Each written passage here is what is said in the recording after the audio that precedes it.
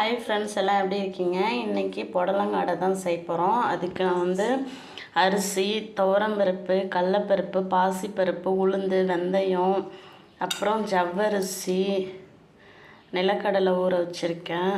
அப்புறம் கொஞ்சம் ரவா அதில் சேர்த்துக்கணுங்க. இதெல்லாம் சேர்த்து ஃபைன் பேஸ்ட்டாக அரைச்சி எடுத்துகிட்டு வந்துடலாம். இது கூட அதுக்கப்புறமேட்டுக்கு நம்ம என்னென்ன சேர்க்கலான்னு பார்க்கலாம் வாங்க. இப்போ ஒரு மிக்சிங் பவுலில் 4 வரமிளகாய் எடுத்து வச்சுருக்கோம். ஒரு தக்காளி, கொஞ்சம் சோம்பு, இதை வாஷ் பண்ணி இந்த புடலங்காவெல்லாம் சேர்த்துக்கலாம். ஒரு 4-5 பூண்டு சேர்த்துக்கலாம். புடலங்காவெல்லாம் தோல் சீவி நல்லா வாஷ் பண்ணி இது மாதிரி குட்டிக்கிட்டு ஸ்லைஸ் பண்ணி எடுத்தாச்சுங்க.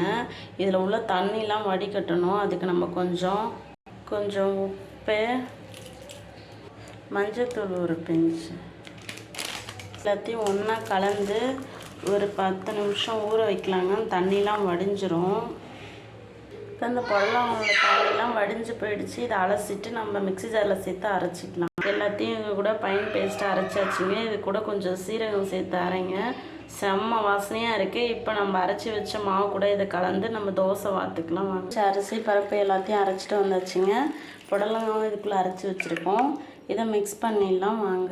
மாவெல்லாம் ஒன்றா கலந்து கருவேப்பிலை போட்டாச்சு. கொஞ்சம் மல்லித்தழை இருந்தால் சேர்த்துக்கோங்க, என்கிட்ட இல்லை. ஆன் பண்ணி தோசைக்கல் வச்சாச்சுங்க. ஒரு கரண்டி மாவு எடுத்து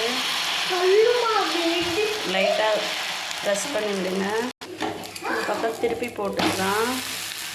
திருப்பி எடுத்துடலாம். இங்கே பாருங்கள், நல்லா முறுமுறுன்னு செவந்து வந்துருச்சு. நீங்களும் அது மாதிரி ட்ரை பண்ணுங்கள். பிடிச்சிருந்தா சப்ஸ்கிரைப் பண்ணுங்கள், ஷேர் பண்ணுங்கள். தேங்க்யூ.